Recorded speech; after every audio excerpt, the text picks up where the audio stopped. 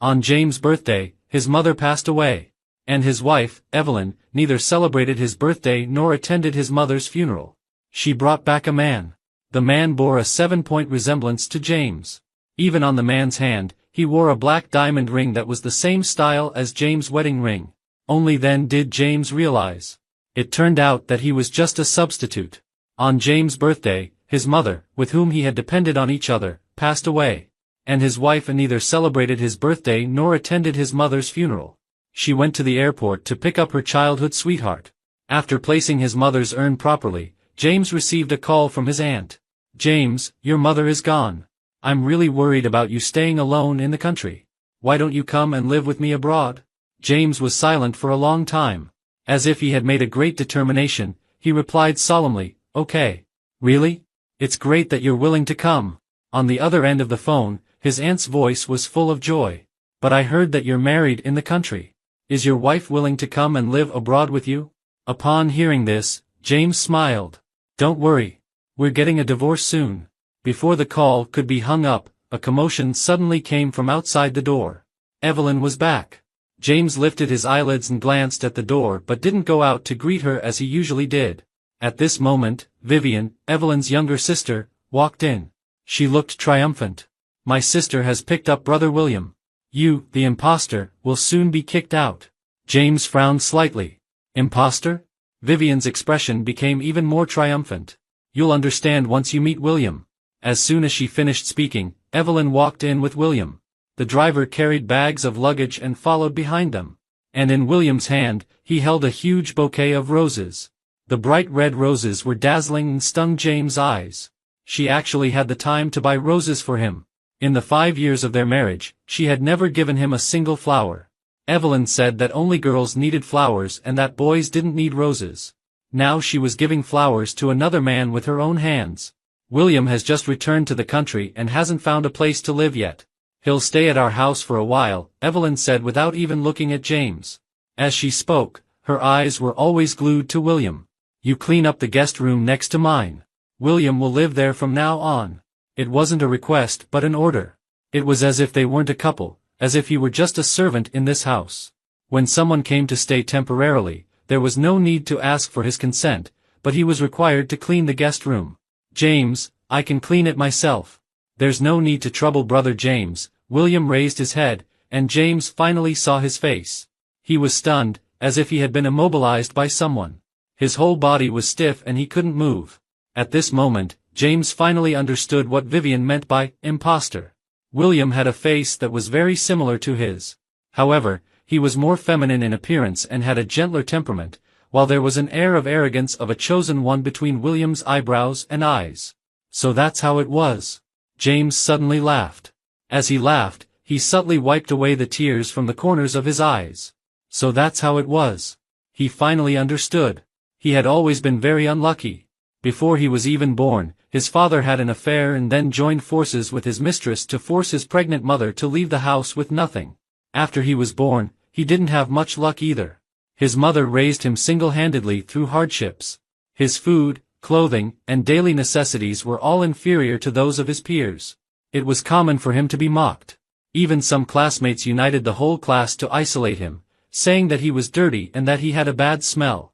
When he was bullied at school, he didn't dare to tell his mother because his mother was already very tired and she was doing her best to raise him. Finally, when he managed to grow up and just graduated, his mother was diagnosed with cancer.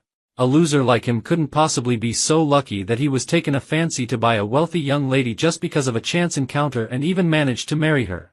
So that's how it was. Now it all made sense. It turned out that he was just a substitute. Seeing James turn his head to wipe away his tears, Vivian had a gloating expression on her face. "Why are you crying? Is it really necessary? William is just staying for a couple of days. Is that worth crying about?" "James, you're so petty, aren't you?" James quickly shook his head. "No, it has nothing to do with Mr. William." However, before he could finish his sentence, William's eyes turned red. "Forget it. I'd better leave. I don't want to affect your relationship as a couple because of me." Evelyn's face instantly darkened. "You don't have to leave." She stopped William with one hand and then said in a tone that brooked no argument, "I'm in charge of this house. Julian, carry the luggage up." The driver looked up and glanced at James uneasily but didn't move.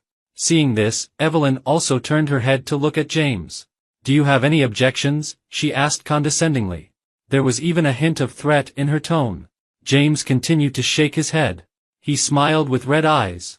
"I have no objections. I warmly welcome Mr. William to move in. Anyway, he was going to leave soon. His mother had passed away, and he had no more attachments in the country. Now that the childhood sweetheart was back, he, the imposter, naturally had to be sensible and step down and give way as soon as possible. Since you have no objections, then help Julian carry William's luggage upstairs," Evelyn said coldly. Perhaps she thought he had embarrassed her in front of her childhood sweetheart, so she deliberately humiliated him. James' face turned slightly pale, but he quickly smiled again. "Okay." With that, he turned around and started to carry the luggage together with Julian. He was so obedient. Logically speaking, Evelyn should have been satisfied, but for some reason, seeing him carry the luggage upstairs so naturally, she felt an inexplicable sense of irritability in her heart. The room was quickly tidied up, and James also adjusted his emotions and then went downstairs. Just then, the doorbell rang outside, and the delivery guy came in carrying a huge cake. "Wow! Who ordered the cake?" Vivian exclaimed. "Sister, did you order it for William?" "William's birthday is next week," Evelyn replied without looking up. "But I did order a cake for him in advance. Could it be that the cake shop got the date wrong?" While everyone was wondering, the delivery guy suddenly shouted, "Excuse me, is James here?" "The consignee is James. The cake is from your aunt. Your aunt specifically told me to wish you a happy birthday on her behalf." The living room fell silent all of a sudden, and everyone turned to look at James. Evelyn rarely showed a somewhat guilty expression. She said awkwardly, "It's your birthday today. Why didn't you tell me?" William's birthday was next week, and she had already ordered the gift and the cake early. But she had completely forgotten his birthday. Well, he was just a substitute. Why bother remembering such things?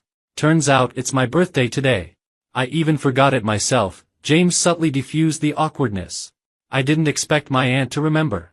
I have to call and thank her later." By the way, he would also urge the progress of going abroad. He wanted to leave as soon as possible. "James, you're really out of line. How could you forget your wife's birthday?" William's tone was half scolding and half coy. "James, don't be angry. By the way, when I got off the plane, James gave me a gift, a very beautiful diamond necklace. Why don't we just consider this necklace as the birthday gift James gave you?" As he spoke, William took off the diamond necklace around his neck and then smiled and handed it to James. "James, happy birthday to you." The necklace was very beautiful. It was a rare red diamond inlaid in a heart-shaped platinum setting, symbolizing unique love. It was a pity that this unique love wasn't for him. "No need," James shook his head and refused with a smile. "This is the gift Evelyn gave you. How could I take something that someone else loves?" He wouldn't take what wasn't his. He wouldn't take the necklace, and he wouldn't keep the woman who gave the necklace either. "What are you insinuating?" Evelyn suddenly lost her temper. "I was just busy with work and forgot your birthday. It's not a big deal. Is it really necessary for you to act like this?" James didn't understand what he had done wrong again. He didn't cry or make a scene. He had been smiling throughout, and his words were polite and proper. Why was she still not satisfied? "I'm not insinuating anything." James lowered his eyes, hiding the weariness in his eyes. "Evelyn, then what do you want me to do? Accept the necklace? If you want me to accept it, then I will." As he spoke, he really took the necklace and then sincerely thanked William. "Miss Evelyn, thank you for the gift you gave me." As a substitute, James thought that he had been obedient enough, cooperative enough, and had given Evelyn enough face. But for some reason, after he took the necklace, Evelyn became even angrier. "James, you're simply unreasonable." After saying this, she slammed the door and left. When he didn't accept the necklace, she got angry at him. When he accepted the necklace, she was still angry at him. So James understood that it had nothing to do with whether he accepted the necklace or not. No matter what he did, she wouldn't be satisfied. Those who are favored have nothing to fear, while the one who isn't loved is wrong no matter what he does. The birthday cake sent by his aunt was very big, but no one accompanied James to eat it. He didn't want to waste his aunt's kindness, so he forced himself to finish the entire 5-layer cake alone. At the end, he felt so full that it was uncomfortable, and he went to the bathroom and vomited for a long time. It was really ridiculous. He slumped on the floor of the bathroom, crying while laughing silently. When he was a child, he didn't have money and didn't have a cake to eat on his birthday. He could only stand outside and look longingly at the cakes in the cake shop through the glass. Now he finally had more cakes than he could eat, but it made his stomach ache and made him want to vomit. Some things, if you can't get them at that time, it will be meaningless to have them later. In the evening, James packed his things and then moved out of the master bedroom. The childhood sweetheart was back, and he, the substitute, had to be self-aware and couldn't share a room with Evelyn anymore, lest the other party be unhappy when seeing him. When moving things, William happened to come out from the next door. He was wearing a bathrobe that hung loosely on his body, as if it was about to fall off, and it hardly covered anything. James, don't get me wrong. Evelyn isn't unwilling to go back to the master bedroom to be with you. She's just still angry, William said hypocritically. Don't worry. We didn't do anything. We were just playing poker. James smiled. You don't have to explain to me. It didn't matter if they did something. The divorce agreement had already been drawn up, and he would find an opportunity tomorrow to ask Evelyn to sign it. James, you really still misunderstand, William said with a look of grievance. Evelyn and I. Before William could continue to quibble, James interrupted him with a smile. I know. You and Evelyn grew up together since childhood, and you have a very good relationship. Now that you've finally returned to the country, after not seeing each other for so many years, you two must have a lot to talk about. So have a good time catching up. I won't disturb you. After saying that, James turned around and left. Only William was left standing there, staring meaningfully at James for a long time. Evelyn stayed in William's room for the whole night. In fact, James didn't deliberately pay attention to this matter. It was the nanny, Luna, who pulled him to the back garden early in the morning and then mysteriously told him this important information. Sir, you should be more careful. Luna said worriedly. That William is such a scheming person. At first glance, he seems to come from a shady place. He's clearly here to seduce the young master. You don't know what he was wearing last night. Oh my. I couldn't even bear to look at it. James smiled faintly. You're overthinking it. Mr. William and Evelyn grew up together. Evelyn values Mr. William very much. You must never speak ill of Mr. William again in the future. Evelyn will be unhappy if she hears it. Luna was stunned for a moment. She looked up at James with a strange expression and then asked hesitantly, Sir, what's wrong with you? I'm fine, James said with a smile. I'm doing well. That smile was like a mask welded to his face. He would keep smiling and wouldn't cry anymore. No. You're really not right today, Luna said firmly. Before, when you called the young lady, you always called her Evelyn affectionately. But now, you're calling her by her full name, Evelyn. James lowered his thick long eyelashes and didn't say anything.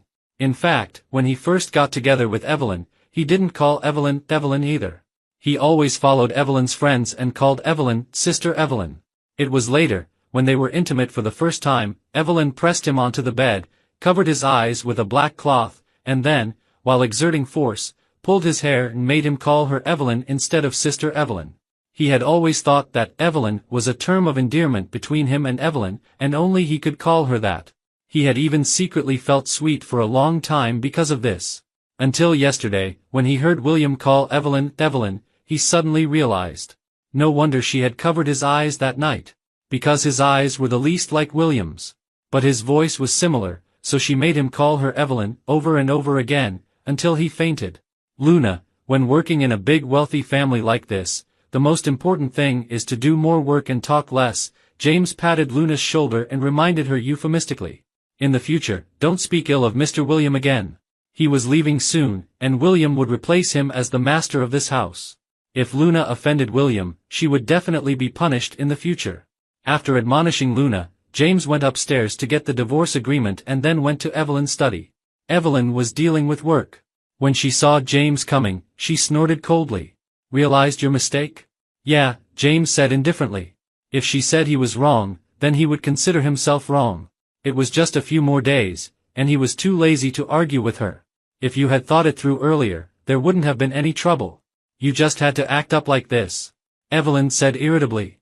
With a cold face, she took out a very exquisitely made small gift box from the drawer and then threw it to James. This is a belated birthday gift for you. Open it and take a look. James wanted to say that it wasn't necessary, but his intuition told him that if he said so, Evelyn would definitely get angry again. He still needed her to sign the divorce agreement, so it was better not to provoke her now. So he silently accepted the gift and didn't say anything. At this moment, Evelyn's phone suddenly rang. James accidentally glanced at the screen and saw that it was William calling her. Evelyn looked at James and then took out the earphones from the drawer and put them on. She pressed the answer button, and a smile immediately appeared in her cold eyes. Her tone also became gentle, unlike when she faced him, when she was always cold. James handed the divorce agreement over. "Sign it." Evelyn didn't even look at it and directly signed it. Then she continued to chat sweetly with William on the phone. James couldn't help frowning.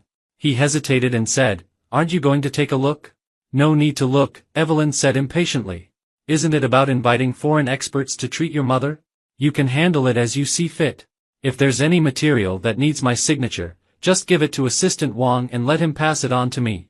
Don't call me all the time when you have nothing better to do. Do you know that your last phone call bombarded me and made me miss several important calls? James' mother passed away a week ago. His mother was in the late stage of brain cancer. Although, under Evelyn's arrangement, his mother was admitted to the best hospital in the country, her condition was still deteriorating day by day. The time she was conscious was getting shorter and shorter, and the time she was confused was getting longer and longer. Most of the time, she couldn't even recognize who James was. The attending doctor said that they couldn't delay any longer. They had to perform the surgery, otherwise James' mother might not be able to hold on for more than a week. James didn't know what to do. He called Evelyn and wanted to consult her for her opinion.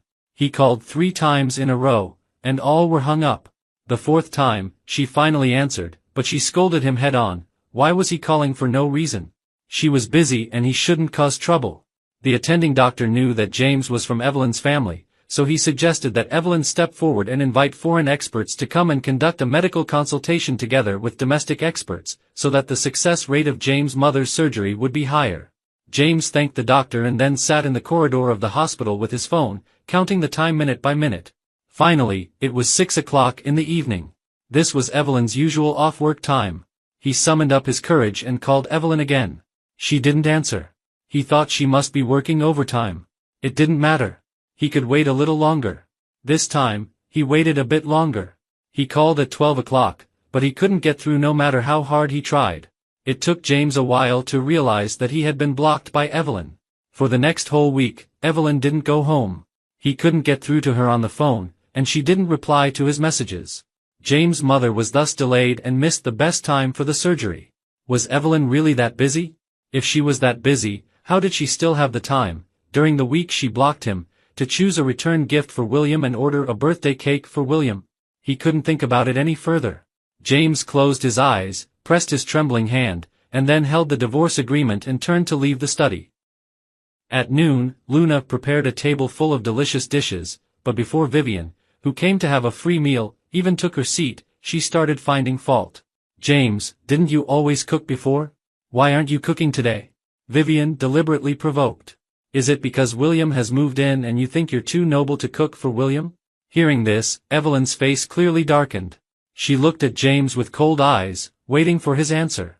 It was really ironic to think that as her husband, he didn't even have the right to refuse to cook for her childhood sweetheart. "The dishes I'm good at cooking are all quite spicy," James lowered his eyes and said. "Mr. William has a light taste, and I'm afraid he won't be used to them."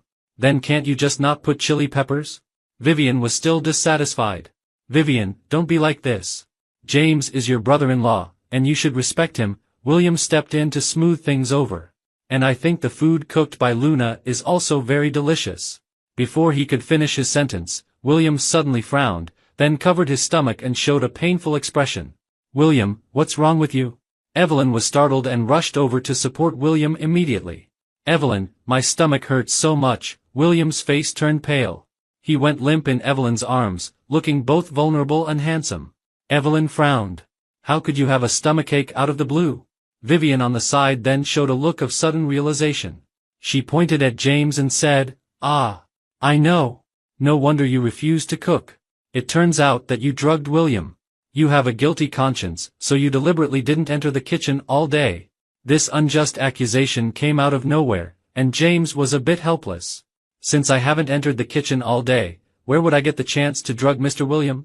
Just because you didn't enter the kitchen doesn't mean you couldn't bribe someone in the kitchen to drug William, Vivian sneered. When I came here this morning, I just happened to see you and Luna acting sneaky in the garden. I don't know what you were plotting secretly. Now that I think about it, you were probably discussing drugging William at that time, right? Goodness. Miss, you can't just say things like that casually, Luna pleaded for herself. I'm just a nanny. Where would I have the guts to poison someone? Then what were you and James whispering about so secretly in the garden this morning? Vivian persisted. Luna secretly glanced at James, not knowing what to say. Evelyn and William were both there. She couldn't very well repeat what she had said in the morning in front of the people involved, could she? You can't answer, can you? There's definitely something wrong with the two of you. Vivian said triumphantly. William, do you want me to call the police for you? Poisoning food is, to put it mildly, attempted murder for money. At the mention of calling the police, William's expression instantly became even more painful. He grabbed Evelyn's hand and cried out, Evelyn, it hurts so much. Am I going to die? I'm so scared. Seeing how painful William was, Evelyn didn't care about anything else. She quickly called someone to carry William on their back and then rushed towards the door in a hurry. Prepare the car. Go to the hospital immediately. Before leaving, she didn't forget to glare at James. I'll deal with you when I get back. Luna was terrified. A woman in her 50s even burst into tears out of anxiety. Sir, what should we do? I didn't poison Mr. William. I really didn't. I'm just here to work and earn some money for my old age. I wouldn't commit a crime on purpose. James knew that the person who drugged William definitely wasn't Luna. But Luna was the one who cooked the food. If Luna didn't pin the blame on someone else, Evelyn wouldn't let her off. When Evelyn comes back, if she interrogates you, just say that I told you to do it, James said calmly. It's okay. Don't be afraid. Shift all the blame onto me. How can I do that? Luna was anxious. Sir, we clearly didn't do anything. We can't admit to it. James gave a bitter smile. These days, he had already realized that it didn't really matter whether they admitted it or not. Evelyn had already decided that he was the one who did it. Whether he admitted it or not, the outcome would be the same. Since that was the case, it was better to sacrifice one person to protect the other, help Luna get rid of the crime, and prevent an ordinary person from being implicated. Do as I say, James' tone was rarely firm. Don't worry. I have my own arrangements, and nothing will happen. After spending a whole night at the hospital, it wasn't until the early morning that Evelyn drove William back. As soon as she got back, she came to accuse James. James, you're quite clever. You knew that William was allergic to peanuts, so you ground the peanuts into powder and sprinkled them into his porridge. Do you know that if I hadn't sent William to the hospital in time today, he might have lost his life? Luna has already confessed that you ordered her to do it. What else do you have to say? I'll give you a chance. Speak up. Why did you do this? James raised his head and glanced indifferently at William. William's face was pale. Lying on the bed, he looked extremely frail. James, I don't believe you would harm me. You must have your reasons, right? James smiled. He looked straight into William's eyes and then said calmly, Thank you for your trust. I really didn't harm you, and I don't know why Luna would frame me. Why don't we call the police and let them investigate thoroughly? My words may not be trustworthy, but the results of the police investigation will definitely be reliable. After James mentioned calling the police, both William's and Evelyn's reactions were quite interesting. William avoided James' gaze, while Evelyn flew into a rage. James, do you think I won't dare to call the police because I'm reluctant to part with you? No, Evelyn. I know you're not reluctant, James answered her silently in his heart. But your childhood sweetheart won't let you call the police because he knows that his little tricks can only deceive you, not the police. What if the police find out that he sprinkled the peanut powder himself? That would be really embarrassing. Sure enough, the next moment, James heard William say weakly, Evelyn, don't do this. James is still your husband after all. You mustn't send him to prison just because of me. Besides, I'm fine now, aren't I? And even if we consider the worst-case scenario, even if you don't think about James, you should think about the Evelyn family. If someone from the Evelyn family goes to prison, if this gets out, the stock of the Evelyn group will definitely be affected. Under William's persuasion, Evelyn finally managed to suppress her anger and didn't call the police. But although the police didn't need to be called, punishment was inevitable. James, William is kind-hearted and doesn't want to hold you accountable, but that doesn't mean you don't have to pay any price. Evelyn pinched James' neck and said each word slowly, with every word seeming to be poisoned. You must experience all the pain that William endured tonight. Dr. Henry, bring the medicine you prepared. Evelyn pinched James' chin and then forced an unknown potion into his mouth. The medicine took effect quickly. James was in so much pain that he was sweating profusely. He covered his stomach and kept twitching and rolling on the ground. Several times, he was in so much pain that he almost fainted. Evelyn stood there looking down at James, who was writhing in pain on the ground, without even frowning. It hurts a lot, doesn't it? When William drank that bowl of porridge you drugged, he was in just as much pain, Evelyn said coldly. Remember this pain well. Only by remembering the pain can you change. James bit his own hand hard. He bit through the skin and drew blood, but he didn't let go, and he didn't cry out in pain. Evelyn, don't worry. I will, as you said, remember this pain firmly. This is what it feels like to love you, and this is the consequence of loving you. I've remembered it clearly and won't make the same mistake again. James was in pain all day long, and it wasn't until late at night that the effect of the medicine wore off. He was soaked all over, drenched in cold sweat. His face was also extremely pale, almost bloodless. At this moment, his aunt called. He forced himself to pull himself together and pressed the answer button. Hello? James, it's me. His aunt's gentle laughter came from the other end of the phone. I've already finished handling all your immigration procedures. When are you planning to come over? I'll buy you a plane ticket. James lay on the ground with his eyelashes trembling slightly. He wanted to leave at dawn. He couldn't stand staying here for another minute. But after suffering from pain on and off all day, at this moment, he was like a puppet whose life force had been drained. He didn't have an ounce of strength left in his body, and it was even difficult for him to move a finger. In this state, he probably wouldn't be able to catch the plane. And if he showed up abroad in this state, his aunt would definitely feel sorry for him. So James said, the night after tomorrow. I've also finished handling the divorce procedures here. I can leave as soon as I pack my things. Okay, then I'll buy you a plane ticket for 7 o'clock the night after tomorrow. Bring your ID card and passport, and you can pick up the ticket directly with them at the airport. After lying in bed for a day and a night, James finally regained a little energy. Today was the day he was leaving. He had a plane ticket for 7 o'clock in the evening. After getting on the plane, he would never come back. When it was just getting light, James got out of bed. He packed all his things and donated them all to the Welfare Institute. Among the things he donated were the gifts that Evelyn had given him over the years: clothes, handbags, jewelry. Even the wedding ring that Evelyn had given him, he didn't keep. The valuable things were donated to benefit society, and the worthless ones were burned. Since he was going to start anew, he wanted to leave cleanly. He wouldn't take anything of hers with him. After such tidying up, it was already the afternoon. James looked at his phone and it was already 3 o'clock in the afternoon. There were still 4 hours before his plane took off. Just as James was about to change his clothes and go to the airport, Vivian suddenly blocked his way. James, what are you still standing here for? Come on, let's go and get our makeup done together right away. Makeup? James frowned slightly. Why? Stop playing dumb, Vivian said impatiently. Isn't today your wedding anniversary with my sister?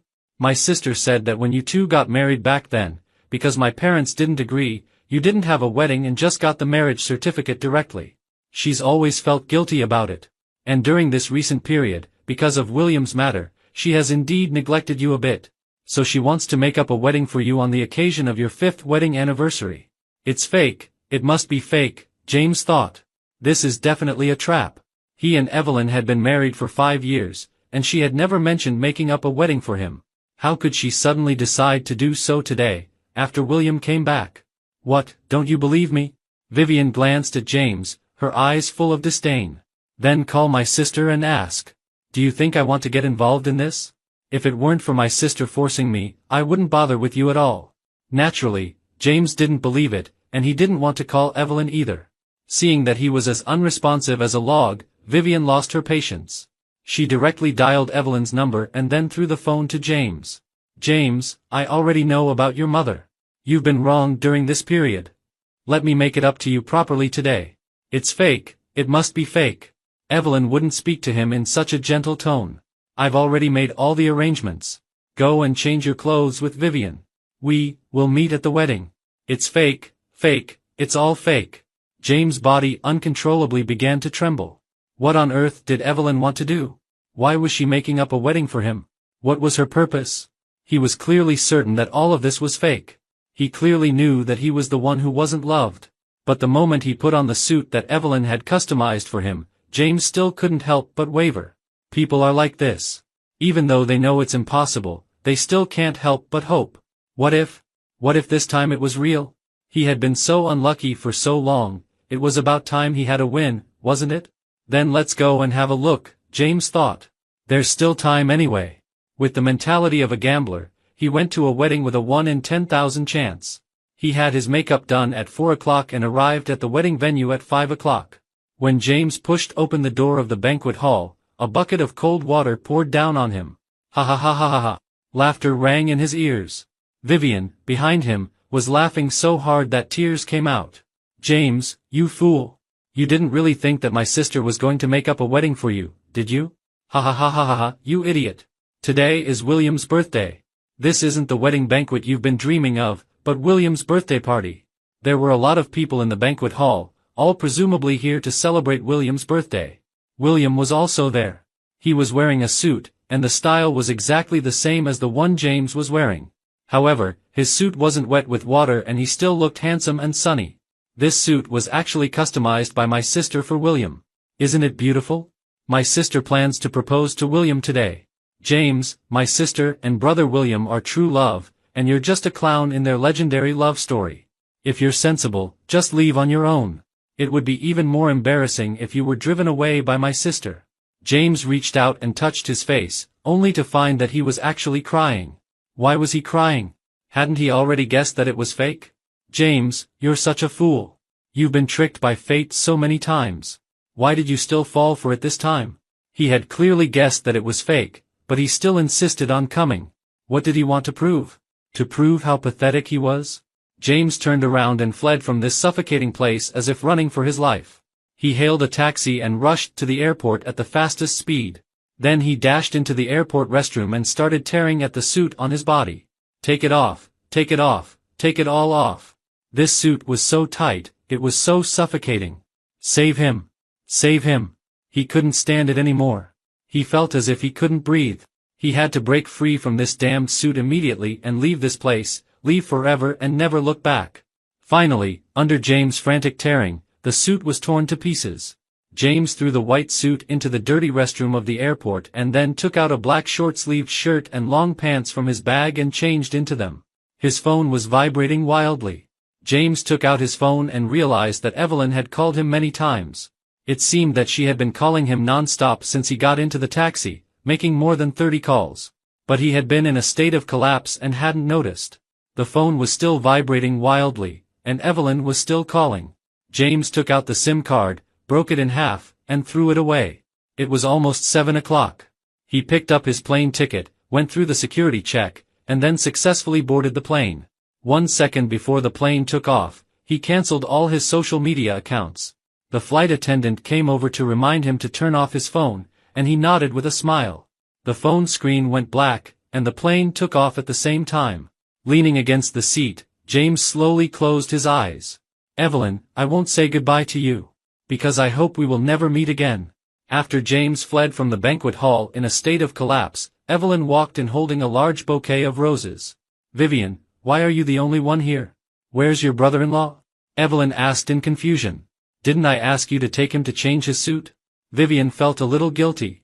She averted her gaze and didn't dare to look Evelyn in the eye at all, but her mouth was still sharp. James left. He was angry that you've only been caring about William and ignoring him during this period, so he ran away from the wedding out of spite. Upon hearing this, Evelyn couldn't help but frown. Ran away from the wedding? Impossible.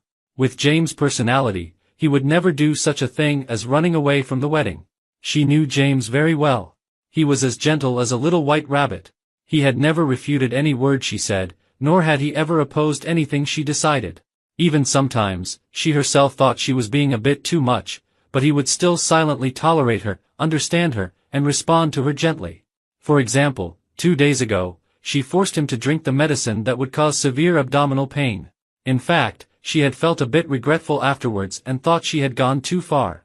But she was extremely proud, and even though she knew she was wrong, she couldn't bring herself to apologize to James.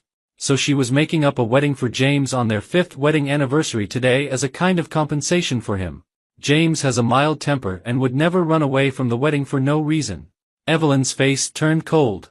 She looked at Vivian with a cold expression and asked with a strong sense of oppression, "Vivian, what exactly happened? Tell the truth." Vivian immediately wilted and looked at William for help. Seeing this, William walked over slowly. He took Evelyn's hand, furrowed his beautiful brows, and said in a soft and coquettish voice, "Evelyn, today is my birthday. Can you focus on celebrating my birthday and stop paying attention to other things?" William was still wearing that white suit. Evelyn recognized it at a glance.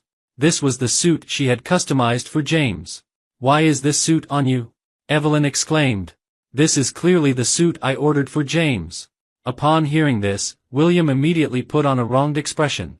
"Evelyn, what are you saying? Didn't you customize this suit for me?" "Humph." Evelyn sneered. "William, you can't be so stupid as to still think that I would still be obsessed with you, a married second-hand man?" William's face instantly turned pale. As if he couldn't believe what he had heard, he asked tremblingly, "Evelyn, what are you talking about? I don't understand what you're saying." "Don't you understand?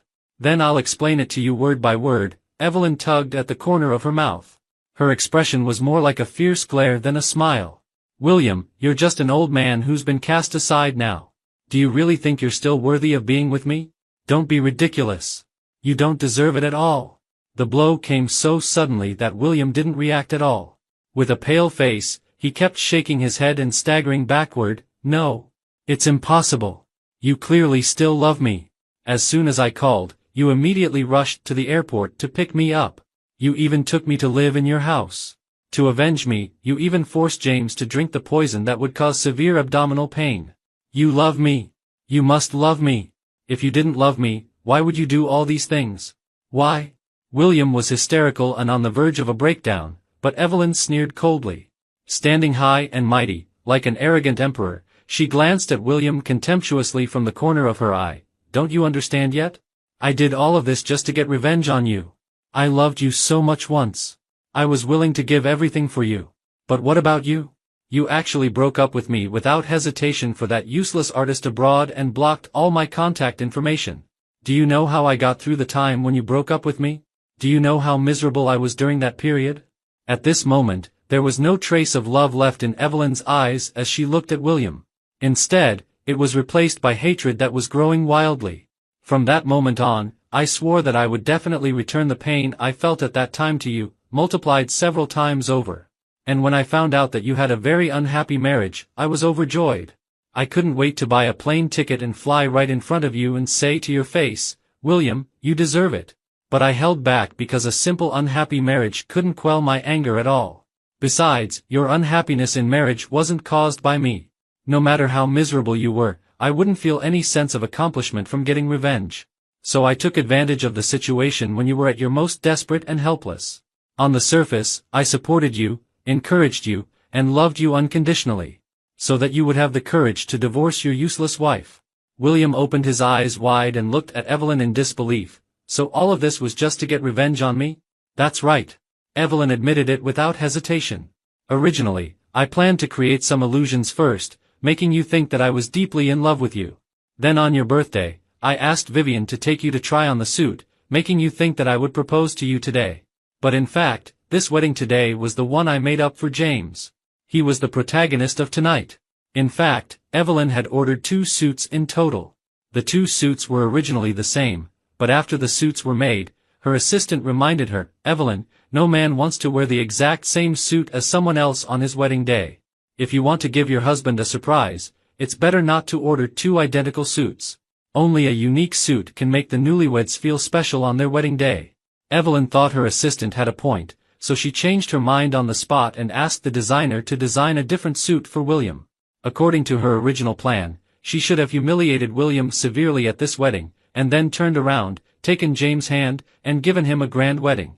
And William could only watch with envy, jealousy, and hatred, and then regret for the rest of his life that he hadn't chosen her in the first place. But why, when she walked into the hall with a bouquet of flowers, was her groom missing? And why was the suit that should have been on the groom's body now on William? "Vivian." Evelyn turned around and glared angrily at Vivian. What on earth is going on? You'd better give me a reasonable explanation. Vivian was immediately frightened out of her wits. She never expected that the person her sister truly loved was actually James. So all the work she had done throughout the day had backfired, hadn't it? Evelyn hadn't told Vivian about her revenge plan. She had just told Vivian to take William to try on the suit in the morning and then asked Vivian to take James to try on the suit in the afternoon. So Vivian took it for granted that the so-called 5th wedding anniversary and the make-up wedding for James were all fake. Her dear sister must have wanted to propose to William in front of everyone on William's birthday. That's why she had called to urge her early in the morning to take William to try on the suit. As for James, her sister probably wanted to take the opportunity to humiliate him and make him give up and leave on his own. With these thoughts in mind, Vivian took the initiative and had a bucket of cold water placed on the door of the banquet hall, wanting to play a trick on James in advance. As for the suit, it was also the result of Vivian's actions backfiring. The suit on James looked much more expensive than the one William had tried on in the morning. So Vivian took it for granted that the wedding dress shop had mixed up the two suits. So while the makeup artist was doing James' makeup, Vivian went to the owner of the wedding dress shop in a rage and threw a huge tantrum, asking the owner why the two suits had been mixed up. Since Evelyn had indeed ordered 2 identical suits at the beginning, the owner of the wedding dress shop wasn't sure for a moment. Had Evelyn changed her mind again and wanted 2 identical suits? Fortunately, when the suits were customized, there were indeed 2 of the suit that James was wearing. So the owner of the wedding dress shop quickly took out the other suit. Vivian thought that an identical suit would be a greater blow to James, who was a substitute. So she quickly calmed down and asked the wedding dress shop to send the suit to William as quickly as possible. After doing all this, Vivian not only didn't notice anything was wrong, but she also thought complacently. Fortunately, she was smart enough to find out that the suit was wrong. Otherwise, at the wedding, William, the male protagonist, would be wearing an ordinary suit, while the imposter James would be wearing a high-end custom-made suit. How could that be right? Since she had completed her task so well, her sister would definitely praise her when she saw her. Maybe her sister would even give her some expensive and beautiful diamond jewelry. Vivian had been happily waiting for Evelyn to praise her. Unexpectedly, instead of praise, what she waited for was Evelyn's overwhelming anger. Vivian, don't make me ask you for the 3rd time. What on earth did you do to James? Evelyn's gaze was as cold as a knife, and she asked word by word, where is James? Naturally, Vivian didn't dare to tell the truth. She lowered her head and was racking her brains to make up lies. But the next moment, she heard Evelyn threaten her in a cold tone, you'd better tell the truth. Don't force me to check the surveillance. This time, Vivian completely cowered. After all, once the surveillance was checked, all her actions would be fully exposed in front of Evelyn. And if she confessed on her own, she could omit some details and beautify herself a little bit. So Vivian honestly explained what had happened before. Sister, I don't know who was so malicious that they put a bucket of cold water on the door. When brother-in-law pushed the door open, he was drenched from head to toe. Then the others laughed at him mercilessly. Brother-in-law couldn't stand it and ran away. I tried to stop him, but I couldn't. Evelyn was furious. She gave Vivian a fierce glare. I'll deal with you after I find James. With that, Evelyn took out her phone and dialed James' phone number. She thought that as long as she called James and coaxed him a little, he would, as before, return to her side in an extremely obedient and gentle manner. But to her disbelief, James didn't answer even though she called several times in a row. What's going on? James actually didn't answer my call? Evelyn frowned tightly. She thought, could it be that James didn't have his phone with him? That's right. How could he hold a phone while wearing a suit? It was impossible for James not to answer her call. His phone must not be with him, which was why no one answered her calls. Even now, Evelyn still didn't think that she would lose James. In her eyes, James was a little pet that could be summoned and dismissed at will. A pet couldn't leave its owner. They only had their owner in their eyes and hearts.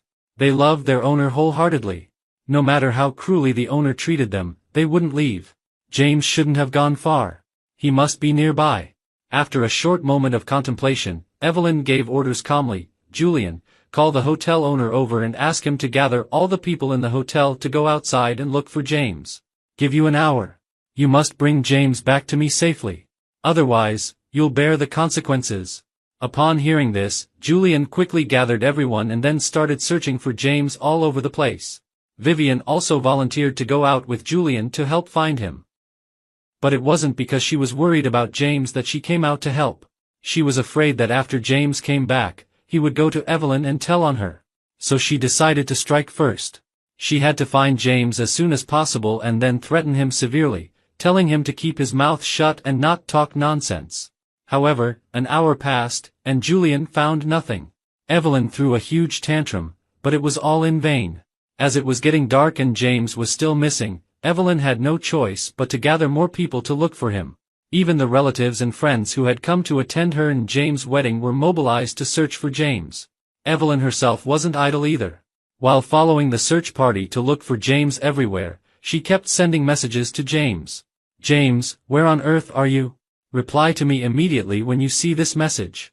James, I know you've suffered a lot of grievances during this period, but please believe me, there's a reason for all of this. Give me a call and I'll explain it to you slowly. James, I haven't liked William for a long time. All of this is just an act. Do you understand? It's an act, not real. At first, Evelyn was coaxing James in a nice tone. But after sending several messages and getting no response, she gradually became impatient. James, don't be ungrateful. I know you're nearby. Are you feeling particularly satisfied seeing me looking for you so ostentatiously? I'll give you an hour. Come to the banquet hall and see me immediately. If you arrive at the banquet hall within an hour, then our wedding will proceed as planned, and I can let go of what you've done today. But if you still don't show up within an hour, then you'll never be allowed to enter the door of the Evelyn family for the rest of your life. After sending the last threatening message, Evelyn thought that this time it was a sure thing. Since James loved her so much, after reading the messages, he would definitely return to the banquet hall as quickly as possible. Then, as usual, he would lower his head, with red eyes, and carefully apologize to her, begging for her forgiveness. Thinking of this, Evelyn finally felt a little more at ease. She wasn't in a hurry to look for James anymore. She directly left everyone behind and leisurely returned to the banquet hall. At this time, everyone else was outside looking for James, and only William was left in the banquet hall. Seeing that William hadn't left yet, Evelyn sneered contemptuously. You still haven't left? What, do you want to stay and attend my wedding with James? Upon hearing this, William suddenly burst into laughter. I don't know if it was because he had been too severely stimulated. While laughing wildly, tears kept streaming down his face. Ha ha ha ha ha, Evelyn, don't you think James will still come back? Of course James will come back. Evelyn raised the corner of her mouth, with a rather confident smile. James loves me more than anyone else. No matter what I do, he will tolerate me unconditionally. He is the best man in the world. After hearing Evelyn's words, William laughed even more wildly. Ha ha ha ha ha, Evelyn, you actually have the nerve to call me stupid. You're clearly the biggest fool in the world. No matter how magnanimous a man is, he can't tolerate his wife bringing another man into their home, especially when this man is his wife's first love. Why is James so magnanimous? Why didn't he care at all after I moved into your home? Ha ha ha ha ha, of course it's because he doesn't love you anymore. Because he doesn't love you, he doesn't care. Because he doesn't love you, he can bear it. Evelyn, who had been full of confidence, suddenly darkened her face at that moment. She walked towards William step by step, then reached out and grabbed William's neck. Bitch! Shut up! Don't pretend that you know James well. A slut like you who is fickle in love doesn't understand what true love is at all. I've lived with James for so many years. How could I not feel whether he loves me or not? Evelyn's grip was extremely strong.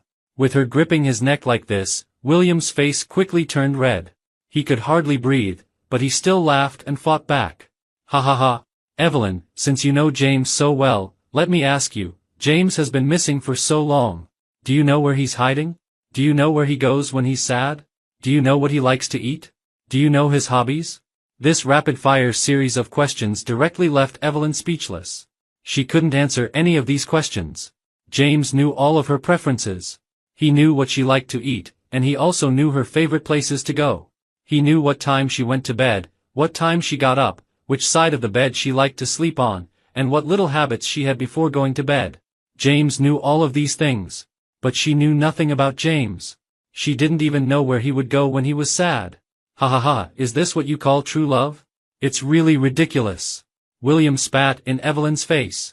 I really admire James. How did he put up with you for so many years? If I were him, I would have run away long ago. Shut up. Evelyn became angry from embarrassment and directly slapped William. This slap was extremely hard. William was directly knocked to the ground, and a bright red handprint quickly appeared on his face. But he still laughed maniacally. Ha ha ha, Evelyn, James will definitely not come back. Just wait here. Even if you wait for a lifetime, he won't come back. Evelyn was so angry that she was almost beside herself. She had always maintained a gentlemanly demeanor since she was a child and had never resorted to violence. This was the first time in her life that she lost control. Not only did she accidentally slap William, but she also gave him a beating. Shut up. You bitch. Don't use your dirty mouth to sully James. James will definitely come back. James loves me. James is the person who loves me the most in the world. You know nothing. You're just a slut who will sleep with anyone. You don't know anything about love. While being furiously angry and helpless, Evelyn grabbed William's head and kept hitting it against the wall. Soon, William was left with a bleeding head. Fortunately, Julian came back temporarily. Seeing this scene, he quickly stepped forward to stop Evelyn. Otherwise, William might have lost his life. James hadn't been found yet, and William was almost beaten to death. Julian felt extremely tired. It's so hard to do this job, just like how hard it is to eat shit. After that, William was sent to the ambulance, and Evelyn sat disconsolately at the entrance of the banquet hall. Staring at the broken luxury watch on her wrist, she murmured to herself, 2 hours have passed. 2 hours have already passed. Why hasn't James come back yet? Didn't I say that you should come back to me within an hour? Why aren't you listening to me now? James had always been the most obedient to her. But why, at this moment when she needed him the most, did he suddenly stop listening to her? Yes. James didn't have his phone with him. It must be because James didn't have his phone with him, so he didn't see the messages I sent him. Just wait a little longer. Just wait a little longer. James will definitely come back. He will definitely come back. Looking at Evelyn, who seemed almost crazy, Julian let out a helpless sigh. Ms. Fu, I just found out some information related to Mr. James. Julian said in a solemn voice. Upon hearing this, Evelyn immediately raised her head. She grabbed Julian and asked with great surprise, James. Have you found James? Julian smiled awkwardly. No, but I investigated and found that Mr. James donated all of his things to the Sunshine Welfare Institute this morning. Among the things he donated to the Sunshine Welfare Institute, there was even the engagement ring you gave him. Evelyn froze. At that moment, she seemed to have lost all her vitality. She even couldn't quite understand what Julian was saying. What? What did you say? After a long standstill, Evelyn finally regained a bit of her rationality. She said with great difficulty, What do you mean that James donated all his things to the Sunshine Welfare Institute? Julian didn't know how to answer and could only lower his head in silence. I'm asking you a question. Evelyn suddenly got angry. She grabbed Julian's collar and shouted out of control, Speak! Why did James donate all his things to the Welfare Institute? Who allowed him to donate them? Why didn't you stop him? You bunch of useless people. What's the use of you? Get out. Go and bring James back to me. If you can't find him, don't come back either. Evelyn was like a madman suffering from a mental breakdown, shouting hysterically. Her high spirits, her certainty of success, her confidence, her pride, all vanished into thin air at this moment. At this moment, she finally realized, with great depth and clarity, that she had lost James. In the following few months, Evelyn was frantically searching for James. She went to James' hometown and met his former teachers, classmates, and neighbors. She visited everyone who knew James one by one, hoping to get some clues related to James from their mouths. Through continuous visits and searches, she gradually began to learn about James bit by bit. She then learned that James had grown up in a single-parent family. His father had abandoned him when he was very young, which made him lack a sense of security since childhood. And due to the lack of love, he gradually developed a people-pleasing personality and would always subconsciously try to please everyone around him. It turned out that his tolerance towards her had never been because of love. Instead, it was because his life had been so difficult and he had endured so much that he had gotten used to enduring it in silence. However, although his life was full of misfortunes, he was still very kind. After marrying her, he would donate money to the Welfare Institute every month, and he would also take time to volunteer at the Welfare Institute every week. The children in the Welfare Institute all liked him very much. Brother James likes the color blue the most because it's the color of the sea. He said he likes the sea, and the sea represents freedom and romance. When visiting the Welfare Institute, a child in the Welfare Institute, while drawing the sea, smiled brightly and said to Evelyn, "Sister, are you Brother James' friend? When will Brother James come? I've drawn the sea and want to give it to him." Evelyn felt a pang of bitterness in her heart. Even the children in the Welfare Institute knew that James liked the sea and the color blue, but she didn't. Although she really didn't want to admit it, William was right. She really didn't understand love. In order to find James, Evelyn searched all the seas in the country, but still found nothing. As she searched, Evelyn began to feel scared because she couldn't help but think, could James no longer be alive? Otherwise, why, after searching for so long, was there still not a single clue? Moreover, before leaving, James not only donated all his valuable things, but he also burned all the things that were not valuable and not worthy of donation. He burned them all clean, leaving nothing behind. Thinking of this, Evelyn covered her heart. A heart-wrenching pain came from her chest, and she was in so much pain that she could hardly breathe. "James, how could you be so cruel?" Evelyn smiled bitterly. "You burned all the things, not even leaving a single strand of hair. Before, your presence could be felt everywhere in the house. Even when you weren't by my side, I could still sense you. But now," she bit her lower lip tightly, and she couldn't bring herself to say the rest of the words no matter what. But now, everything was gone. She couldn't even look at the things left behind and think of the person. He burned everything. In the house where they had lived together for 5 years, she could no longer find anything that belonged to him. "James, you're so heartless." Evelyn covered her heart, talking to herself and her eyes turning red. "But no matter how heartless and cruel you are, I can't blame you. Because I brought all of this upon myself." At this time, Evelyn already knew the news of James' mother's passing. She also knew very well what outrageous things she had done during the time when James had lost his only relative. She brought William to their home, forced James to clean the room for William, and to avenge William, she forced James to drink the medicine that made him suffer excruciating pain. What she had done was worse than that of a beast. Ha ha ha ha ha.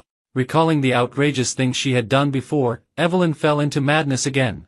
While laughing wildly, she let her tears wet her face. "Evelyn, you deserve it. You deserve it. William was right. You deserve it." Unlike Evelyn, who was almost driving herself crazy, James' life had been peaceful and tranquil. He didn't know that Evelyn was frantically searching for him all over the world. He had long broken his phone card into 2 pieces and thrown it away, and he had also cancelled all his accounts on major social media platforms. So all the calls and messages that Evelyn had sent him, he didn't receive any of them. Of course, he didn't want to receive them either. All the things in the past were like an extremely terrifying nightmare. He had tried his best to get out of the nightmare, and of course, he didn't want to have any connection with the past anymore. He left his familiar hometown, took a plane and flew more than 7,000 kilometers to a foreign land, all for the sake of starting anew. Abandoning everything in the past and starting over. And all the things he abandoned, of course, included Evelyn. "James, I remember you majored in art, right?" At the dinner table, his aunt asked with a smile, "I've seen that you've been doing some sketching and writing around here recently, and you've drawn a lot of landscape paintings with great artistic conception. These paintings are really excellent, and your uncle and I both like them very much. Your uncle thinks it's such a pity to let such excellent paintings gather dust at home, so he wants to provide the funds to help you hold an art exhibition. What do you think? Hold an art exhibition?" James opened his eyes wide. Although his expression was astonished, the tiny glimmers in his eyes showed that deep down in his heart, he was really looking forward to holding an art exhibition. After all, for a painter, holding an art exhibition is not only an affirmation of their abilities but also an opportunity to showcase their works to the world. Since James started learning fine arts, he had always been looking forward to the day when he could hold an art exhibition that was entirely his own. But holding an art exhibition costs a lot of money. Because he grew up in a single-parent family and his family was relatively poor, James had developed a cautious personality since childhood. So after a short moment of excitement, he furrowed his beautiful brows again. "Holding an art exhibition must cost a lot of money, right?" James asked worriedly. "I don't have a job now and I'm not earning a single penny. I already feel guilty about living off you for free at home. If I let my uncle spend money to hold an art exhibition for me. What are you saying? Before James could finish speaking, his aunt interrupted him. If we really want to talk about feeling guilty, I'm the one who should feel guilty. If I had contacted your mother earlier, you and your mother wouldn't have suffered so much in the country, and maybe your mother wouldn't have passed away so early. As she spoke, her aunt's eyes turned red. James' aunt's name was Ava. Both she and James' mother, Olivia, were daughters of the mountains. They were born in a family that was extremely patriarchal, and even their names revealed their parents' longing and preference for a son. Unlike her gentle and submissive elder sister, the younger sister Ava had been a stubborn girl since childhood. She was as tenacious as a wild weed. When her parents asked her to drop out of school and get married, she refused to obey even at the cost of her life. She endured countless beatings but still refused to yield. In the end, she even ran away from home overnight and escaped from the mountains. On the night I ran away from home, my sister found me in the heavy rain. I thought she was there to drag me back, and my heart was almost broken at that time, but she wasn't. His aunt once told James the story of her and his mother with tears on a sleepless night. She found me in the heavy rain and then gave me all the money she had on her. I remember it clearly. It was a total of 5,033 yuan, all the money she had earned from working for a year. Your mother dropped out of school and started working very early, but all the money she earned from working had to be handed over to our vampire-like father without a single cent missing every spring festival. If she handed over 100 yuan less, she would get a beating. But now, your mother gave me all the money she had on her. After she stuffed all the money into my hands, she pushed me towards the bus station and said, "Go far away and never come back." So I left. I changed my name. I hated the name Ava so much. Every time someone called me by that name, I felt that it wasn't calling me but slapping me hard in the face. I changed my name to Emma, and then I worked while studying. I seized every opportunity one could. I got into university, went abroad for postgraduate studies, found a job, and founded a company with my partners. I finally managed to leave the past far behind and started a brand new life of my own. Having said this, his aunt paused. She held James' hand and said with great regret, "The only thing I regret is not going back to the country to look for my sister. I always thought that I would go back to the country to find her and bring her abroad to live a good life after I achieved success and fame. But I didn't expect. The most painful thing in this world is probably achieving success and fame, but the only relative you want to repay didn't get to see this day and left ahead of time."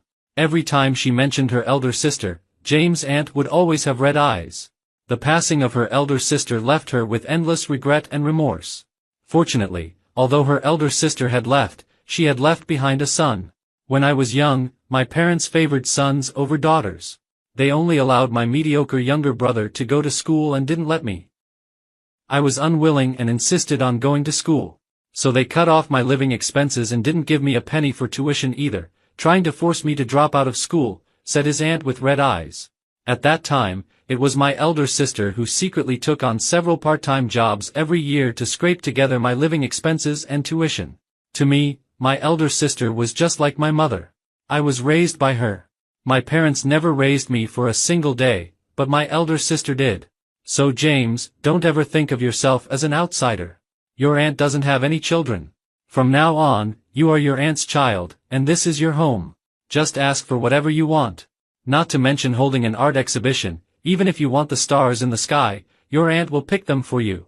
His aunt's words made James, who had lacked love for years, rarely feel warm. His aunt had escaped from the mountains back then and resolutely started a new life. He also wanted to learn from his aunt. He wanted to become more resilient and confident and welcome a new life with a brand new look. "Aunt, I want to hold an art exhibition." James looked up at his aunt, and his eyes were filled with an unprecedented tenacity. "But you and Uncle can't pay for the art exhibition. I'm already an adult. Even if we're family, I'll feel guilty about depending on the elders like this. Consider this money as a loan from you and Uncle. After the art exhibition is held and I earn money, I'll pay it back to you." Upon hearing this, his aunt curved her beautiful eyes. "This is more like my nephew. James, your paintings are so beautiful. They will definitely sell well." Uncle also praised James without reservation. "I have great confidence in you. Come on. You will definitely become an outstanding painter." With the help of his aunt and uncle, James' first art exhibition was held in a grand and lively manner. At first, James was worried that no one would come to his art exhibition. After all, he was just an unknown art student. After graduating, he became a full-time househusband in Evelyn's family.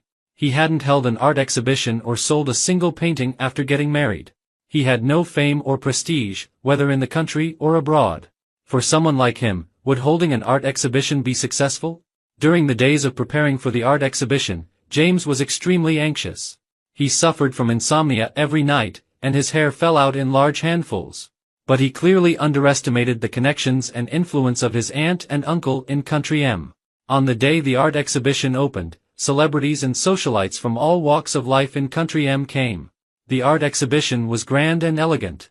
The guests had noble temperaments, and the paintings hanging on the walls were full of artistic conception, receiving widespread praise.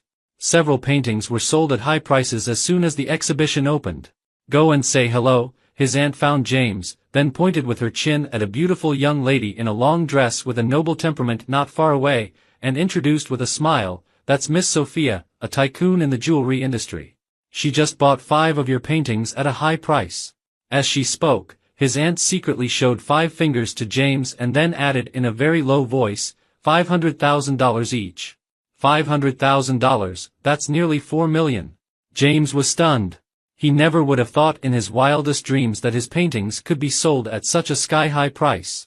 Miss Sophia bought 5 of James' paintings at a high price of $500,000 each. Such a big customer, both emotionally and rationally, James should go and say hello. So, accompanied by his aunt, he came in front of Miss Sophia. "Sophia, long time no see." His aunt clearly knew Miss Sophia and greeted her familiarly. "I really didn't expect that a busy person like you would have the time to support my nephew." Upon hearing this, Sophia smiled faintly. "I just happened to be off today. This is my nephew, James," his aunt introduced with a smile. "He is a very talented painter. All the paintings in this art exhibition were painted by him." James blushed from his aunt's praise and said modestly, "Aunt, don't make fun of me. I just paint casually." "He is indeed very talented," Sophia smiled. She turned sideways to look at the landscape painting behind her and then evaluated it seriously. "Especially this one. Although it depicts mountains and uses warm tones, for some reason, this painting gives me a feeling of the vastness of heaven and earth and the loneliness of the human heart, which is very touching." James couldn't help but be taken aback. He didn't expect that Sophia could understand his painting. In fact, most of his paintings were like this. Although the colors were bright and vivid, the mood expressed in these paintings was not noisy and bright, but the loneliness of the human heart. Just like the lyrics of that unknown song. The more noisy it is, the lonelier it feels, the more prosperous it is, the more desolate it seems. In this world, so many people come and go every day, but everyone's heart is still closed, like an isolated island that no one can truly approach. James had been surrounded by such a sense of loneliness since he was a child. The livelier, the more people there were, and the noisier the surroundings were, the lonelier he felt. "I heard that every painting of a painter expresses the painter's state of mind at a certain moment, but it seems to me that in every painting of Mr. James, there is a faint hint of vastness and loneliness beneath the bright and exaggerated colors." Sophia turned back, and her gaze fell on James again. "Mr. James is so young and so good-looking. How could he have such a desolate state of mind?" This woman had a pair of very beautiful eyes. Her eyes were cold and deep. When she stared at you without saying a word, it would make you have an illusion that she could see through all the appearances and directly penetrate your heart. James averted his gaze, not wanting to look directly at such a terrifying woman. "I also heard that the reason why buyers are willing to pay a high price for a painter's work is often because they can empathize with the emotions expressed by the painter in the painting. Miss Sophia doesn't seem old either, and she is so beautiful and successful in her career. Why can you empathize with such a desolate state of mind?" He didn't want to be seen through by a stranger, so he put on an aggressive appearance and threw the question back. He had thought that upon hearing this powerful Miss Sophia would be slightly unhappy. After all, with her status and position, few people usually dared to talk to her like this. Evelyn was like that. When he was with Evelyn, he had to follow Evelyn in everything and speak carefully, never daring to refute her. Otherwise, she would be unhappy. Before, James was very afraid of making Evelyn unhappy. To be precise, he was very afraid of making anyone unhappy. He was always used to pleasing others while wronging himself. But now, he didn't want to be like this anymore. He had completely broken with the past and wanted to welcome a new life with a new look. So, if Miss Sophia was unhappy, so be it. At worst, he would end the conversation. As a person with social anxiety, he didn't want to talk to her for too long either. However, to James' surprise, after hearing his words, Sophia not only wasn't angry but instead smiled gracefully. "Thank you for the compliment." "Ah?" James was stunned. His mouth moved faster than his brain, and he blurted out the next sentence without thinking. "I didn't compliment you." The smile in Sophia's eyes deepened. "Mr. James is really forgetful. Didn't you just compliment me? Young, beautiful, and successful in your career." James was at a loss for words. He had thought that Sophia was the kind of noble, cold, and serious big shot, but he didn't expect. She was quite humorous. "Should I also thank you for just complimenting me on being good-looking?" James couldn't help but laugh. Seeing this, a smile also appeared on Sophia's eyebrows. "You finally smiled." James was taken aback, and his cheeks couldn't help but turn a little red. Haven't I been smiling all the time?" When his aunt brought him over to say hello just now, he had been maintaining a smile. Smiling was the most basic etiquette.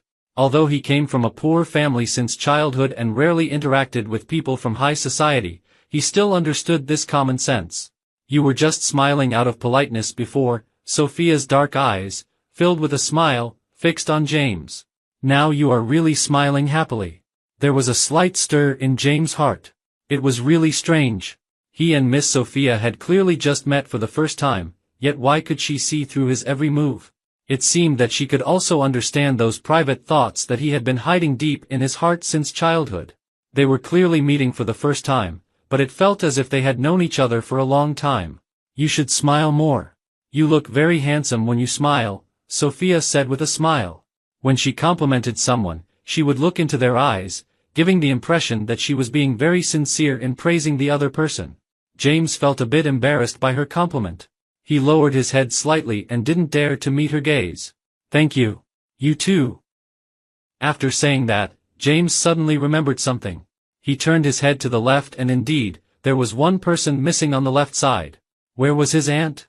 Wasn't it his aunt who led him over to greet Sophia just now? How could his aunt disappear in the blink of an eye? "Did you just notice that your aunt has left?" Sophia was amused by James' reaction. She quietly moved closer to James, and the two of them stood side by side, very close to each other. "You're so slow to react. Or is it that Mr. James' attention was completely on me, so you ignored everyone else?" James' face turned bright red. "Who said I was looking for my aunt? I wasn't. I noticed she slipped away a long time ago. When I looked back just now, I was. Just then, a waiter came over with some pastries. James quickly picked one from the plate and then, blushing, tried to save face for himself. "I was looking for something to eat." As he spoke, he stuffed the pastry into his mouth in a hurry. Because he stuffed too much, his cheeks bulged out, looking like a little hamster storing food, and he was inexplicably cute. Sophia couldn't help but laugh. "Eat slowly. No one's going to snatch it from you." Seeing how well the two of them were getting along, the aunt who was secretly observing from not far away couldn't help but show a kind of anti-smile. "Our James is really charming. He's attracted a pursuer so quickly," the aunt said proudly to her husband. "But although Sophia is excellent, getting married too early isn't a good thing. And this child James has lived too seriously and been too repressed. That's not good. I'm going to have a good heart-to-heart talk with James tonight and teach him some relaxed and pleasant foreign ways of life, so that he can enjoy the beauty of love more. He shouldn't be in a hurry to get married. Let those pursuers chase him for a while longer and enjoy the treatment like a prince." After hearing his wife's words, the uncle smiled helplessly. "You, don't lead James astray. Get out of here." The aunt kicked the uncle. "What do you mean by leading him astray?" "I'm teaching James to enjoy life." The art exhibition was a great success. James exhibited 51 paintings, and 33 of them were sold in just one day. The selling price of most of the paintings was between $10,000 and $50,000. Only the 5 paintings bought by Sophia were priced as high as $500,000 each. Sophia actually paid 10 times the price to buy your paintings. In the evening, while helping James calculate the income and expenses of the art exhibition, the aunt smiled and teased her nephew. "James, do you think she has a crush on you?" "Definitely not." James' mind was completely on the money. He didn't react at all to his aunt's teasing. I think she's just flirtatious. When she sees a handsome young man, she wants to flirt with him. Upon hearing this, the aunt opened her eyes wide, looking quite shocked. Are you kidding me? Sophia is a well-known unattainable beauty in the circle. Her private life is very decent. She never associates with those unseemly people, and she doesn't have a male companion by her side every time she attends some important events. Ah? James finally raised his head and moved his gaze away from the calculator. Then how could she? He stopped halfway through his sentence. He suddenly realized something and quickly shut up, not daring to finish his words. Then how could she start flirting with me as soon as we met? And she flirted so much. However, even though James didn't finish his sentence, the aunt had already guessed what he wanted to say. So, the aunt once again showed a mischievous, anti-smile on her face. How could she? Did she flirt with you? James' face instantly turned red. He picked up the calculator and the bill, trying to divert his aunt's attention. Oh, aunt, look. The pastries in this restaurant are so expensive. We only asked them to provide pastries for one day, and it cost us $10,000. Well, it's a Michelin-starred restaurant. It's reasonable for it to be expensive. The aunt replied casually, and then changed the subject and started gossiping again. In my opinion, there's a high chance that Sophia has a crush on you. She will definitely ask you out again soon. If she does, you might as well go on the date. For a man, youth only lasts for a few years. You should enjoy love more while you're young. Of course, just enjoy love and don't be in a hurry to get married. You've just come back to your aunt's side, and your aunt can't bear to see you get married and move out. James didn't know whether to laugh or cry. If you just fall in love but don't get married, isn't that just playing around? That's the thinking of people in our home country. It's not like that abroad, the aunt said with a smile. People abroad yearn for freedom and don't have such a strong desire for marriage. Many foreign couples live together for more than 10 years without getting married. Even if they already have 3 or 4 children and the oldest child may already be in college, they still don't get a marriage certificate and don't get married. Having said this, the aunt paused and then changed her words.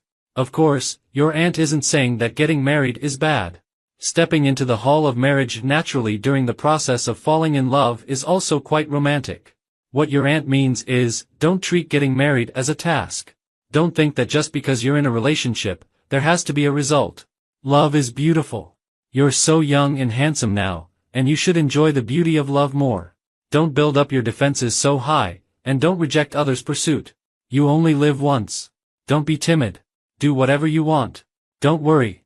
Your aunt has your back.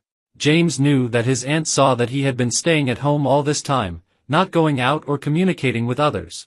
She was worried that if he stayed like this, there would be something wrong with his mental state. So she came to enlighten him, telling him to go out more, enjoy love, enjoy his youth, and not shut himself off because of one failed marriage. So he smiled and nodded. Okay. Since you've agreed, then if Sophia wants to ask you out, you'll definitely go on the date, right? The aunt asked meaningfully. Yeah. James nodded, not realizing at all that this was actually a trap. If she asks me out, I will definitely go on the date. Great. As soon as he finished speaking, the aunt cheered. Sophia just sent me a message saying that she wants to invite you to a yacht party, and I've already agreed on your behalf. James? Aunt, you tricked me. James' art exhibition was extremely successful. On the day of the art exhibition, not only did many socialites and celebrities come, but his aunt also invited a lot of media to help promote and create momentum. As a result, right after the art exhibition, it was featured in the art sections of major news media. There were even reporters who described James as a rising star in the art world in their reports. This reporter is so right. The aunt held her phone, read the reports written by the reporters, and kept praising her nephew. Our James is really full of talent. Every painting is so vivid and touching. He really is a rising star in the art world. James didn't know whether to laugh or cry for a moment. But it seems that foreigners are like this. When they treat children, they never criticize or suppress them. Instead, they praise them without reservation.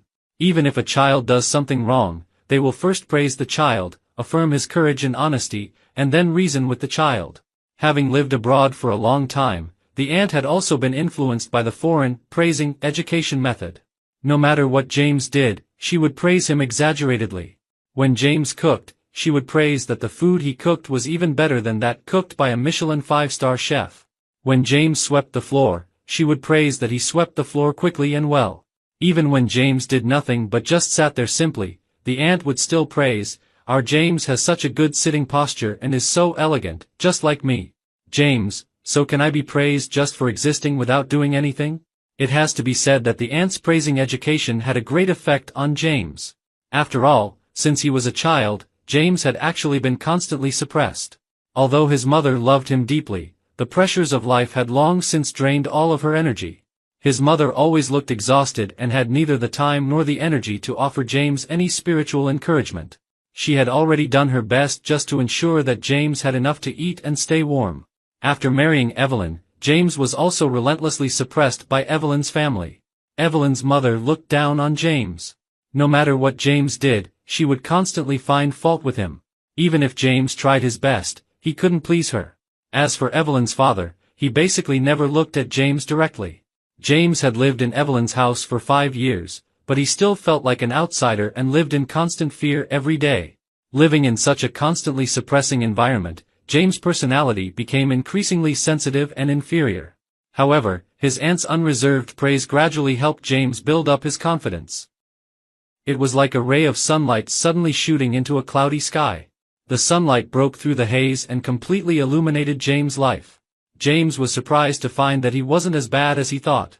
It turned out that he was very attractive. Many people here pursued him, and these pursuers didn't, like Evelyn, always suppress, belittle, or disrespect him. On the contrary, they not only respected him but also often praised him. It turned out that he was very talented. His art exhibition was highly praised by many people, and many people liked his paintings. It turned out that he was very capable. Everyone spoke highly of the food he cooked. A foreign uncle who lived next door even wanted to become his apprentice and learn how to cook Chinese food from him. It turned out that he had so many good qualities. He had lived in an oppressive environment for too long, so much so that he had been blinded and couldn't see his own goodness. Fortunately, now he had come out of it. Fortunately, now the people around him were all those who loved him. James' art exhibition became somewhat popular locally and was featured on the art pages of major news media. However, after all, these were foreign news media, and it was the art section. James knew that Evelyn never read the art section when reading the news because she looked down on artists. She thought that all artists were useless, and those so-called artworks were all overpriced garbage that only fools would buy. So James thought that Evelyn probably wouldn't see these news reports and wouldn't discover his whereabouts because of them. He even thought self-deprecatingly, even if Evelyn saw them, it didn't really matter. Maybe Evelyn had already married William, and she didn't care where he was now. Unfortunately, James was wrong. During the few months that James was missing, Evelyn had been frantically searching for him. As a workaholic who valued the Evelyn group more than her own life, for James' sake, she even put the company aside and ignored it completely, searching for James all over the world. Her obsession with James had even reached a crazy level.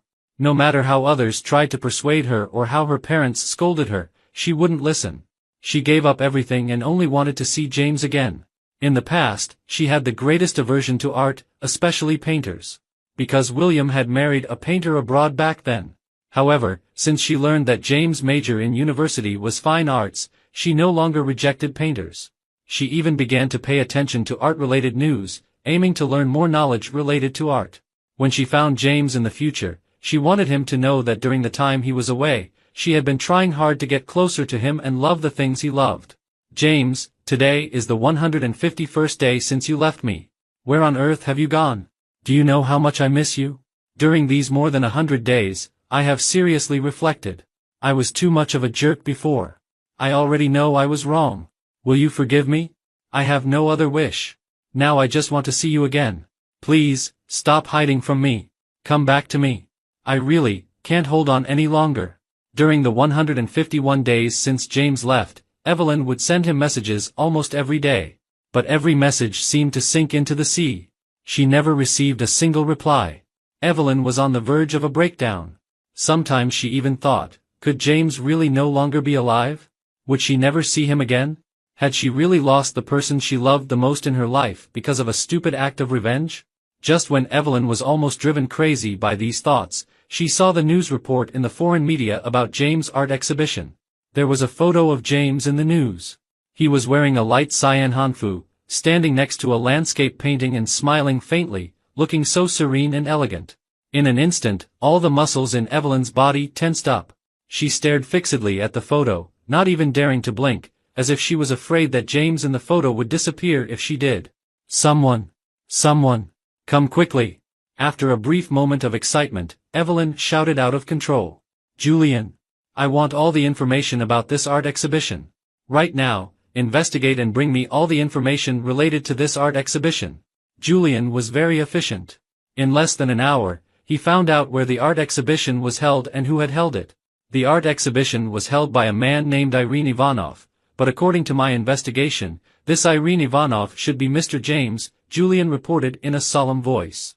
This should be Mr. James' English name. Now we can confirm that Mr. James is in country M. After searching for so long, she finally found him. Evelyn was so excited that she almost burst into tears. Without the slightest hesitation, she immediately instructed Julian to buy her a plane ticket to country M. James, thank you. Thank you for not giving up your life.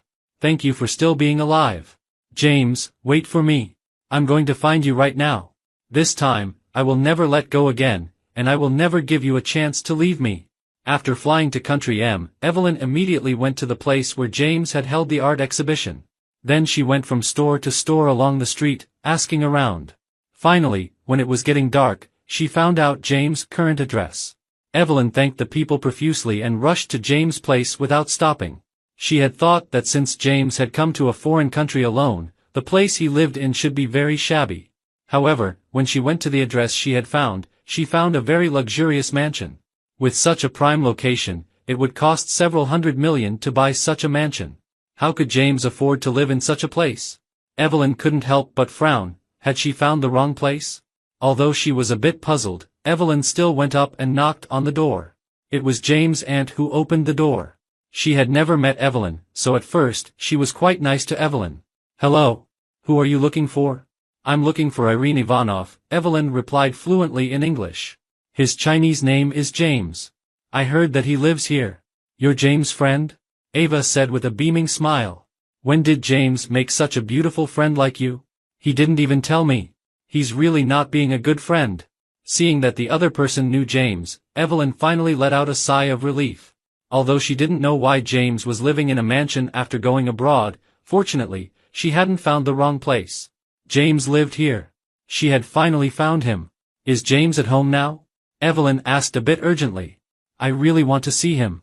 Could you please call him out? It's really unfortunate. James has gone out to attend a party, Ava said regretfully. What's your name? How about leaving a phone number? When James comes back, I'll ask him to contact you. Evelyn was just about to report her name, but when the words were on her lips, she stopped. James was avoiding her.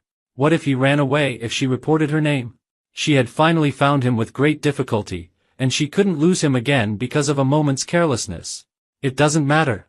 If James isn't here, I'll just wait for him to come back here, Evelyn smiled bitterly. I really need to see him. The other person refused to even say her name, which made Ava suspicious. Could she be some kind of crazy stalker? There were quite a few perverts abroad, so it was better to be more cautious. Suspecting that Evelyn was a crazy stalker, Ava didn't invite her in. Instead, she quietly closed the door and then secretly took a photo of Evelyn through the window and sent it to James. James, this person came to the house looking for you. Do you know her? At this moment, James was on a date with Sophia. When he saw the photo sent by his aunt, the smile on his face froze instantly. Evelyn. How could she have found this place? James, what's wrong? Sophia keenly noticed James' strange expression and asked with concern. You look really pale. The moonlight was hazy, and the candlelit dinner was really romantic, but at this moment, James didn't have the mood to enjoy this romance. Sorry, something has happened at my home. I have to go back, he said gently as he stood up and looked at Sophia apologetically. What's meant to come will always come, and there's no way to avoid it. Since Evelyn had come looking for him on her own initiative, then he would go back and meet her. He would make things clear to her and then tell her to get lost and never disturb his new life again. Sophia naturally didn't feel at ease letting James go alone. So she also stood up along with James. Then I'll send you back. No need. James quickly refused. I can go back by myself. Although he and Sophia hadn't officially confirmed their relationship yet, they had already been on many dates. In their home country, they would already be considered as being in a relationship. James didn't want to face the awkward situation of his current partner and his ex meeting. So even though Sophia insisted on sending James home, James still refused her and then took a taxi back home by himself. After getting out of the taxi, James immediately saw Evelyn standing under the streetlight, silently smoking a cigarette. And Evelyn soon saw James too. She became excited instantly. James! Dropping the cigarette that hadn't burned out in her hand, Evelyn rushed towards James and hugged him tightly. Then she said with great excitement, "It's so good! It's so good! James! I've finally found you! Do you know how hard I've been looking for you? I've almost turned the whole world upside down. 153 days. James, you've been away from me for exactly 153 days. As she spoke, Evelyn couldn't control herself and started crying. 153 days might not sound long, just about half a year. But every minute and every second of these 153 days had felt like a year to Evelyn. She hadn't understood it before, but after James left, she realized that missing someone could make time pass so slowly. James, don't leave me again. Never leave me again. Evelyn's voice even choked up uncontrollably. I was wrong. I want to apologize to you. I shouldn't have brought William home, and I definitely shouldn't have treated you like that. But all of that was fake. I did that just to get revenge on William. The person I truly love in my heart is actually you.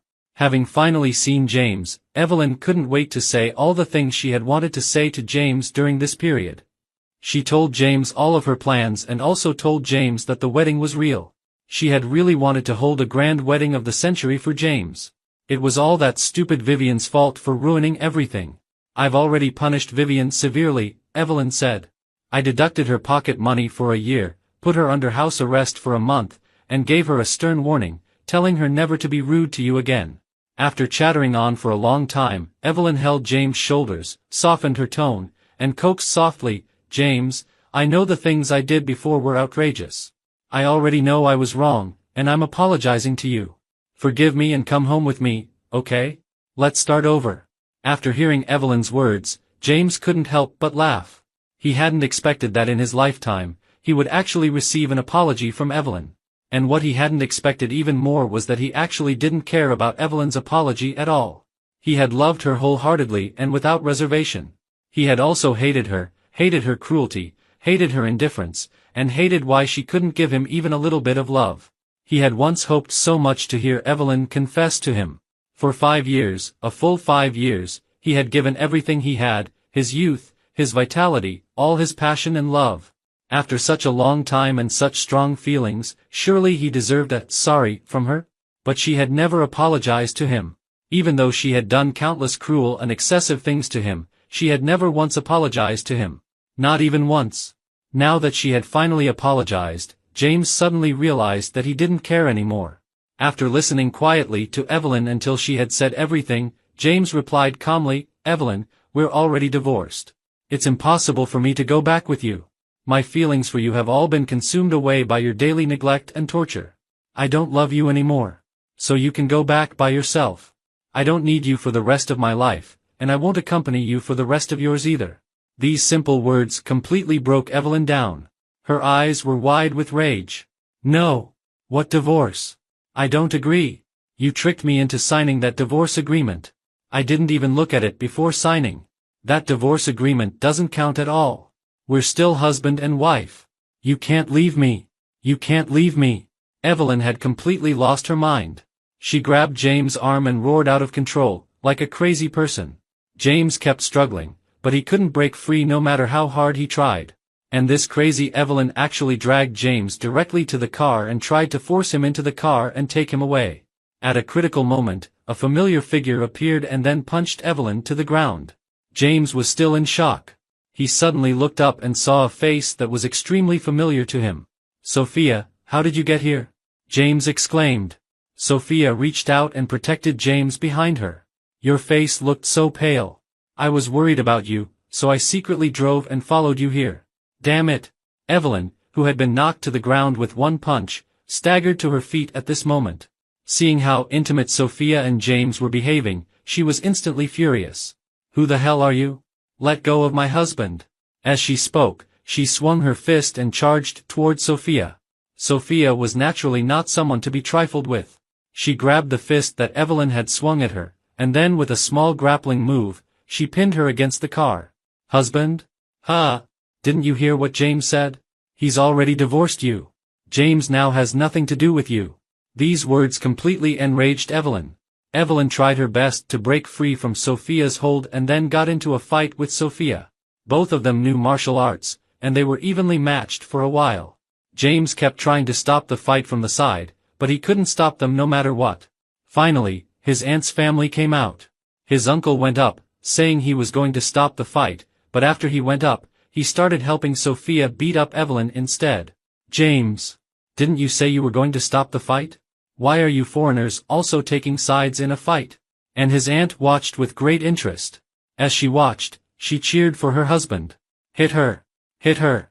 Beat that heartless person! How dare she bully our James? James! I'm so tired. I feel like I'm the only adult here." With the addition of his uncle, Evelyn soon fell at a disadvantage. She was beaten black and blue by the two strong people. "Evelyn, go back to our home country," James said calmly. "You were never there when I needed you before, and now that I don't need you, you don't need to show up either." However, Evelyn didn't want to give up like this. Even though she was bleeding all over her face, she still gritted her teeth and said, "No. James. I finally found you. If you don't go back with me, I won't go back either. Since I lost you, I'll chase you back again. As long as you're not married, I'll keep pursuing you persistently until you fall in love with me again." If it had been before, James would have been very touched to hear Evelyn say such things. But now, his heart was as calm as still water, and he didn't care at all. "Do as you please," James said coldly and then turned around and left. In the following days, Evelyn did as she had said and started pursuing James frantically. She would send a large bouquet of roses to James every day, and from time to time, she would send him jewelry and gifts, trying every means to please James. However, no one accepted the roses she sent, and all the gifts she sent were returned by James. Even so, Evelyn still didn't want to give up. Since sending gifts didn't work, she resorted to the strategy of feigning injury. In the snowy weather, she stood downstairs at James' house, playing love songs with a radio. Her lips turned purple from the cold, but she still didn't want to leave. And in the face of such a self-abusive Evelyn, James just closed the window indifferently. Moreover, during the period when Evelyn was frantically pursuing James, James had also been dating Sophia. Evelyn saw countless times that James got into Sophia's car, had candlelit dinners with Sophia, watched movies with Sophia, and even many nights, he directly stayed at Sophia's house. Evelyn was almost driven crazy with anger. But she had no right to accuse James, because she and James were already divorced. Moreover, she had even brought William back home during their marriage and stayed in William's room all night long. After doing such things, how could she have the nerve to accuse James? As James and Sophia went on more and more dates, Evelyn finally realized with a broken heart that she couldn't win back her James. But she still didn't want to give up. She had said that as long as James wasn't married, she would keep pursuing him. Although it was already too late, she was willing to keep her promise one last time. When they got married, she had never fulfilled a single word of what she had promised James. Now that they were divorced, she remembered that she should stick to her promise. However, it was all too late. Evelyn persisted for a whole year. During this year, she tried every means to win James back, but in the end, what she received was the wedding invitation of James and Sophia. "I've lost you completely, haven't I?" Evelyn smiled bitterly. Even though she already knew the answer, at this moment, she still felt as if her heart had been torn out. James smiled. "Evelyn, you lost me a long time ago. Delayed affection is cheaper than grass." Just as James had said, she had never been there when he needed her. And now that he didn't need her anymore, her presence was already insignificant. As early as a year and a half ago, he had already taken back all the love he had given her. He didn't need her company for the rest of his life. But she still hadn't gotten out of the shadow of losing him. Watching James, who was wearing a suit and walking into the church with Sophia, Evelyn knew that she would never be able to get out of this shadow for the rest of her life. She had lost the person who loved her the most in the world. And now, no matter what she did, she couldn't win him back. She would miss him for the rest of her life and then spend the rest of her life in regret and pain. He had already left, and there was no one in this world who could help her get over this love. However, she didn't deserve sympathy because she had brought all of this upon herself. She deserved it.